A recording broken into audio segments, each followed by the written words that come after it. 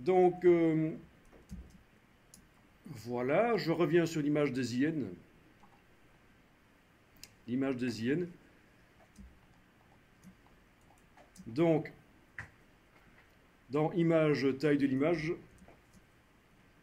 on a vu, si je décoche rééchantillonnage et si je modifie la résolution, ça va influencer la dimension en centimètres qu'elle aura sur le papier.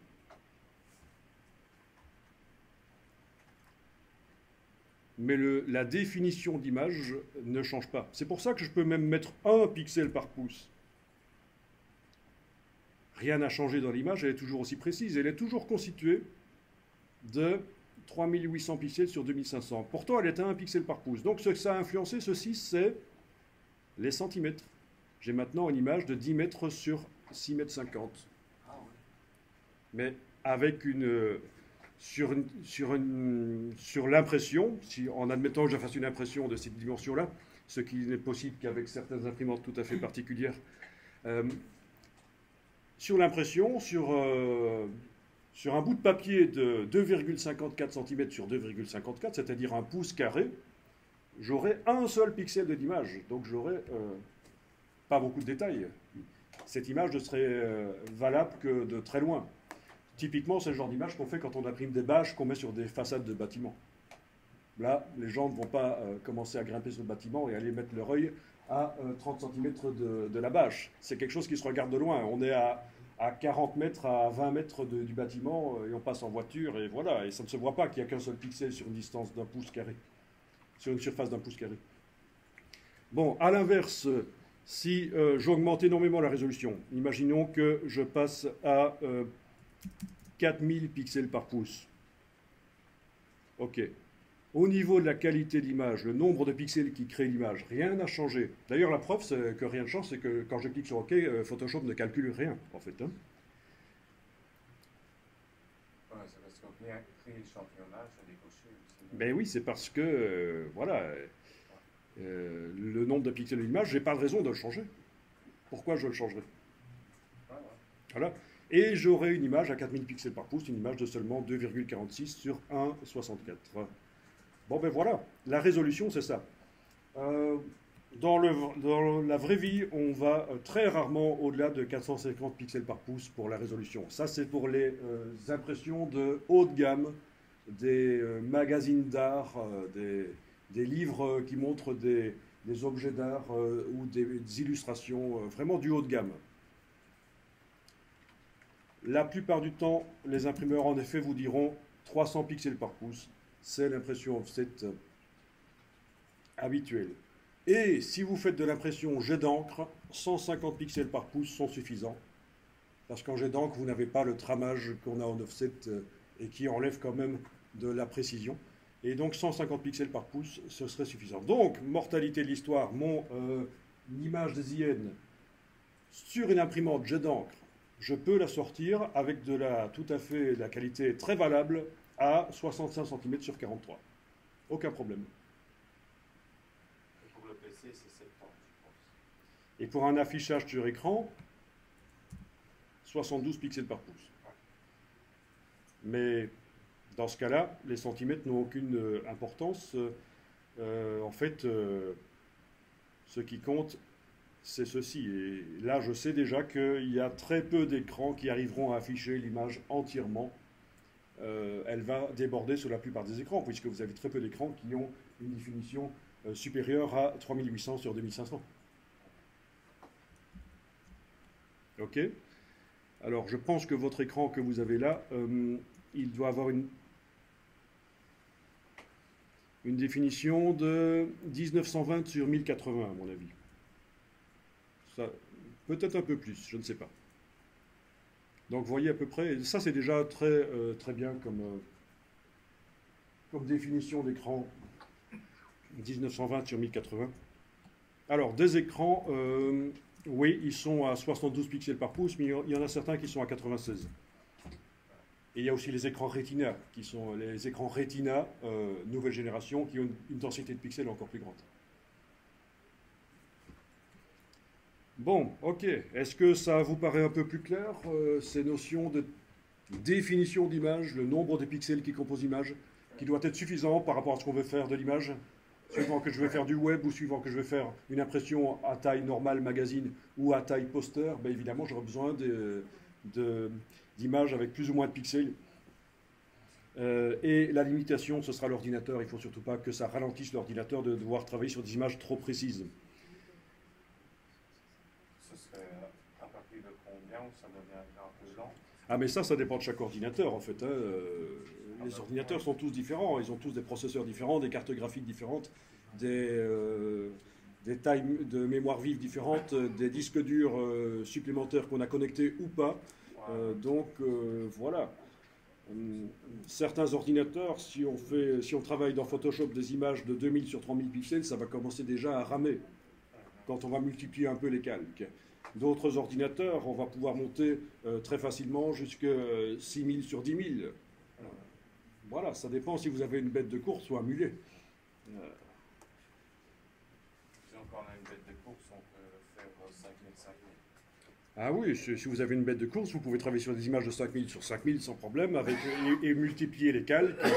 Vous n'allez pas trop voir la différence. Et surtout, si en plus vous avez fait ce qu'il faut pour que ça marche bien, ajouter des disques durs et indiquer dans les préférences de Photoshop, performance, indiquer que le disque dur vide en connexion rapide, FireWire ou USB 3 ou Thunderbolt, que vous avez connecté à l'ordinateur, sert en priorité pour écrire les calculs de Photoshop.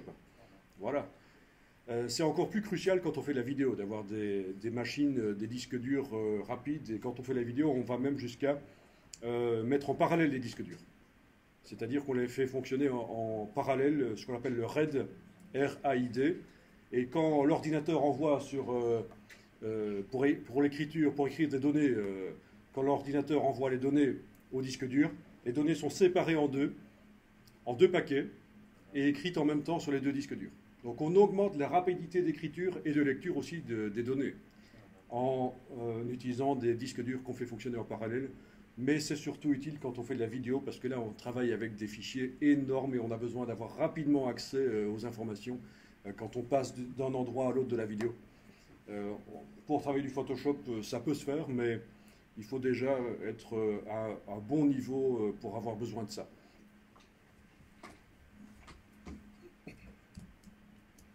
Alors, je vais adapter l'image pour une impression sur une largeur d'à peu près 30 cm, c'est ce qu'on avait dit. Hein. Donc, menu Image, taille de l'image. J'ai donc décoché rééchantillonnage parce que je veux garder le nombre de pixels de l'image tel qu'il est là. Et je vais indiquer 30 cm, je vais peut-être même indiquer 32.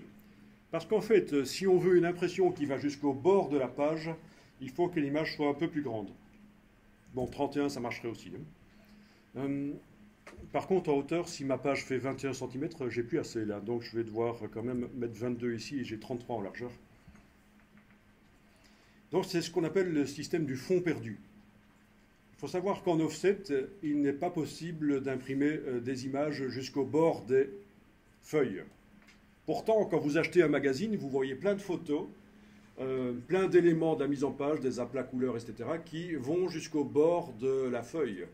Et donc, comment est-ce que ça fonctionne? Eh bien, en fait, chez l'imprimeur, c'est imprimé au-delà, c'est imprimé sur une feuille plus grande, au-delà des limites du format du magazine final, et puis c'est rogné. C'est comme ça, c'est ce qu'on appelle le fond perdu. Le fond perdu, c'est un système qui consiste à imprimer sur une plus grande feuille que celle qui sera finalement distribuée au client final, mais on imprime sur une plus grande feuille et puis on rogne. Parce que techniquement, il n'est pas possible en offset de mettre une feuille dans la presse offset et de dire que ça s'imprime jusqu'au bord. Donc on utilise cette astuce d'utiliser une plus grande feuille que nécessaire et puis de rogner, de couper. Donc fond perdu, bord perdu, c'est le principe. On va en faire un en fait, on va exporter cette image-là pour une impression pro chez un imprimeur.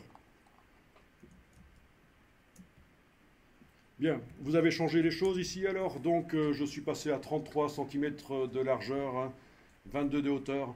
Ma définition d'image n'a pas changé et la résolution, je dois faire avec celle qui est là, il n'y a pas le choix, c'est 298. Si c'était 250, ce serait toujours bon. Si c'est 350, c'est toujours bon. 200, ça commencerait à devenir limite pour une impression offset valable. Puisqu'on sait que c'est 300 à peu près le pivot pour une impression offset valable, c'est ce que les imprimeurs veulent. Donc si on leur fournit quelque chose entre 250 et 350, il n'y a pas de problème. Ok. J'enregistre l'image.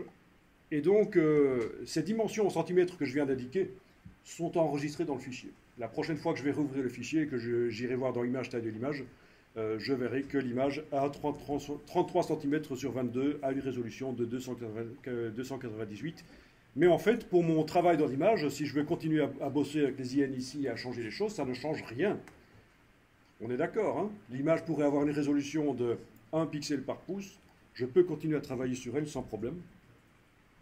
Si je mets 1 pixel par pouce et qu'elle a 9 mètres sur 6, ça ne change rien du tout à mon travail dans l'image. C'est ça qu'il faut absolument comprendre, c'est important, c'est vraiment le b.a.-ba de l'infographie.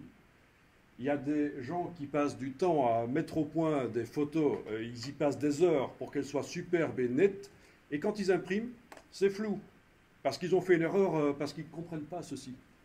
C'est dommage de bosser, et parce qu'on n'a pas passé un peu de temps à essayer de comprendre la technique. Voilà.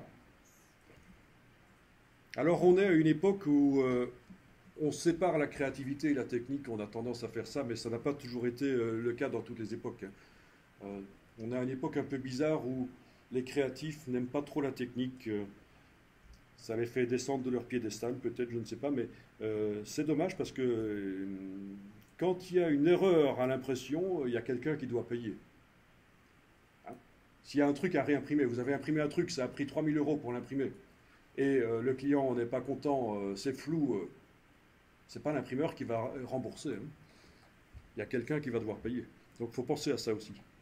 Les erreurs techniques, c'est pas juste pour se faire mousser à faire de la technique parce qu'on veut avoir l'air d'un pro et d'un geek. C'est parce qu'il y a réellement une raison à ça. C'est pour éviter les problèmes.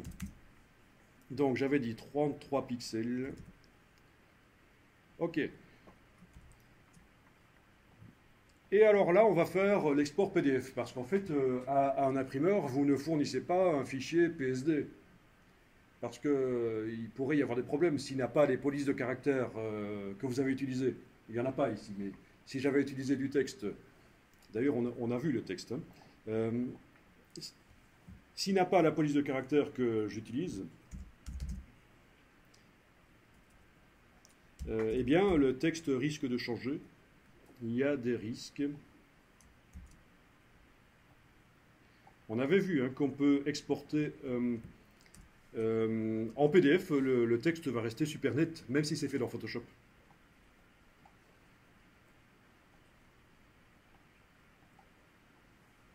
Voilà. Donc là, je viens de créer un calque texte rapidement. Vous n'êtes pas obligé de le faire, mais pour l'exemple, je le fais. On avait vu, c'est juste un petit rappel, que si je zoome dans Photoshop sur le texte, la précision du texte dépend du nombre de pixels qui sont dans l'image. Mais si j'exporte en PDF, le texte sera vectoriel, c'est-à-dire qu'il ne sera pas constitué de pixels, il sera constitué de vecteurs, des descriptions mathématiques des formats. D'ailleurs, le texte au départ, c'est ça. Hein, quand vous utilisez une police de caractère, c'est vectoriel la police, hein, ce n'est pas des pixels. En gros, hein, sauf exception.